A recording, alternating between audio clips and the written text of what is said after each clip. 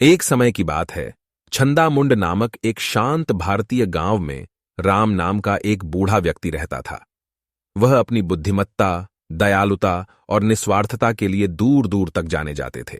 राम ने जीवन के उतार चढ़ाव का अनुभव किया था और जैसे जैसे वह बड़े हुए उन्हें करुणा और सहानुभूति के वास्तविक मूल्य का एहसास हुआ। उन्होंने अपना दिन गांव के केंद्र के पास एक बरगद के पेड़ के नीचे बैठकर बिताया। जो भी उनसे मार्गदर्शन चाहता था उन्हें सलाह और सहायता देते थे। एक धूप भरी सुबह केसाबा नाम का एक युवा किसान भारी मन से राम के पास आया। भीषण सूखे के कारण केसाबा की फसलें बर्बाद हो गई थीं और वह अपनी आजीविका और अपने परिवार की खुशहाली खोने के कगार पर था। आंखों में आंसू लेकर केसाबा ने राम से मदद मांगी। राम ने धैर्यपूर्वक सुना। उसके चेहरे पर चिंता के भाव झलक रहे थे।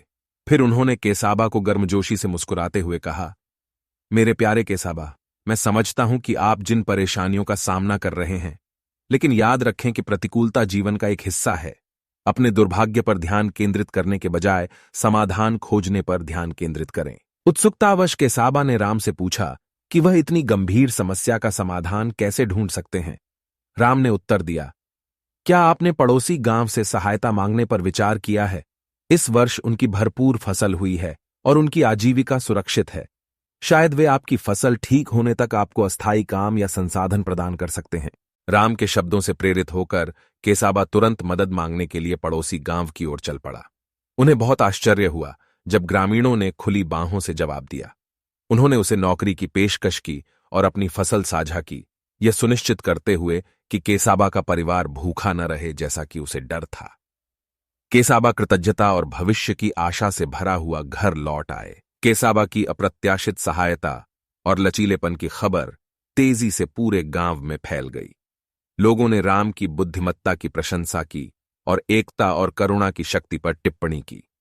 उन्हें एहसास हुआ कि कठिन समय में एक दूसरे की मदद करके वे अपने रास्ते में आने वाली किसी भी बाधा को दूर कर सकते हैं।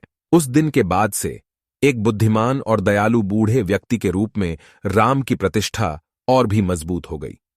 लोग न केवल संकट के समय बल्कि अपने रोजमर्रा के जीवन में भी उनसे सलाह लेते थे। वह शक्ति का स्तंभ और एकता का प्रतीक बन गया और ग्रामीणों को एक साथ लाया। यह कहानी हमें चुनौतीपूर्ण समय के दौरान एक समुदाय के रूप में एक साथ आने का महत्व सिखाती है। यह हमें याद दिलाता है कि एक दूसरे की मदद करने से हम न केवल अपनी समस्याओं का समाधान ढूंढते हैं, बल्कि अपनेपन की भावना भी बढ़ाते हैं और मजबूत बंधन बनाते हैं।